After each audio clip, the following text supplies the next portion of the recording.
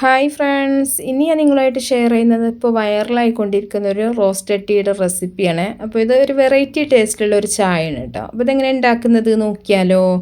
ആദ്യം തന്നെ നമ്മൾ ചായ ഉണ്ടാക്കുന്ന ഒരു പാത്രം എടുത്തിട്ട് അതിലേക്ക് ചായപ്പൊടിയാണ് ഇട്ട് കൊടുക്കുന്നത്. ഇത് ഓരോരുത്തരുടെ ചായയുടെ കടുപ്പത്തിനനുസരിച്ചുള്ള ചായപ്പൊടിയാണ് ചേർക്കേണ്ടത് കേട്ടോ.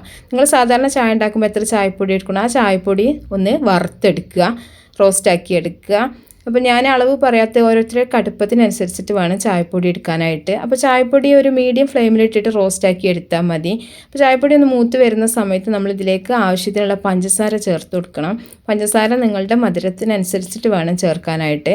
ഈ പഞ്ചസാര ഒന്ന് ക്യാരമലാക്കി എടുക്കണം കേട്ടോ. അപ്പോൾ ഈ ചായപ്പൊടി ഒന്ന് റോസ്റ്റാക്കി എടുക്കുമ്പോൾ നല്ലൊരു സ്മെല്ല് വരും. ആ ഒരു മണം വരുന്ന സമയത്താണ് നമ്മൾ പഞ്ചസാര ഇതിലേക്ക് ഇട്ട് കൊടുക്കേണ്ടത്. ഇനി ഒരു 2 ഏലക്കയും കൂടെ ഞാൻ ചേർത്തിട്ടുണ്ട്. അപ്പോൾ നിങ്ങൾക്ക് ഏലക്കയുടെ ഫ്ലേവർ കൂടുതൽ ചായ ഉണ്ടാക്കുകയാണെന്നുണ്ടെങ്കിൽ ഒരു 3-4 ഏലക്കയൊക്കെ നിങ്ങൾക്ക് ചേർത്ത് കൊടുക്കാം. എന്നിട്ട് ഇതൊന്ന് ക്യാരമലായി വരുന്ന സമയത്ത് നമ്മൾ ഇതിലേക്ക് ചായക്ക് ആവശ്യത്തിനുള്ള പാലാണ് ഒഴിച്ചു കൊടുക്കേണ്ടത്. പാലൊഴിച്ചിട്ട് നമ്മൾ സാധാരണ ചായ ഉണ്ടാക്കുന്ന പോലത്തെ, പിന്നെ നമ്മൾ പഞ്ചസാര ചേർക്കേണ്ട ആവശ്യമില്ല കേട്ടോ. ഇതന്നെ മധുരം ഉണ്ടാവും. ഒരു വെറൈറ്റി ടേസ്റ്റിലുള്ളൊരു ചായയാണിത്. ഒരു ക്യാരമലിൻ്റെ ടേസ്റ്റും ചായയുടെ ആ ഒരു ഏലക്കയുടെ ആ ഒരു ഫ്ലേവറും എല്ലാം കൂടെ ഉള്ള ഒരു ചായയാണ്. ഇനി നമ്മൾ പാലൊഴിക്കുന്ന സമയത്തൊന്ന് തീ കുറച്ച് വെച്ചിട്ട് വേണം പാലൊഴിച്ച് കൊടുക്കാനായിട്ട്. അപ്പോൾ ആ ഒരു ക്യാരമലൊന്ന് കട്ടിയായിട്ടുണ്ടാവും. അപ്പോൾ അത് ചായ ഒന്ന് തിളക്കുന്ന സമയം കൊണ്ട് തന്നെ ക്യാരമൽ മെൽറ്റായി പോവും. അപ്പോൾ അത്രയേ ഉള്ളൂ. വളരെ ഈസി ആയിട്ട് നല്ല ടേസ്റ്റി ആയിട്ട് ഉണ്ടാക്കാൻ പറ്റുന്ന ഒരു ചായയുടെ റെസിപ്പിയാണ്. നല്ലൊരു വെറൈറ്റി ടേസ്റ്റാണ് കേട്ടോ ഈ ഒരു ചായക്ക്.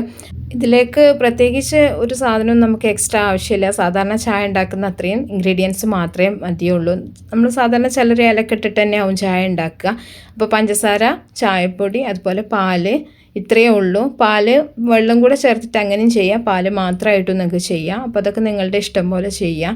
അപ്പോൾ ഇത്രയേ ഉള്ളൂ. ചായ ഒന്ന് തിളക്കാൻ വേണ്ടി വെയിറ്റ് ചെയ്യുക. തിളച്ചതിന് ശേഷം നമുക്കിത് അരിച്ചെടുത്തിട്ട് നമുക്ക് ഗ്ലാസ്സിലേക്ക് സെർവ് ചെയ്യാൻ പറ്റും. അപ്പോൾ ഒരു വെറൈറ്റി ടേസ്റ്റിലുള്ളൊരു ചായയാണ്. എല്ലാവരും ഒന്ന് ട്രൈ ചെയ്ത് നോക്കുക കേട്ടോ.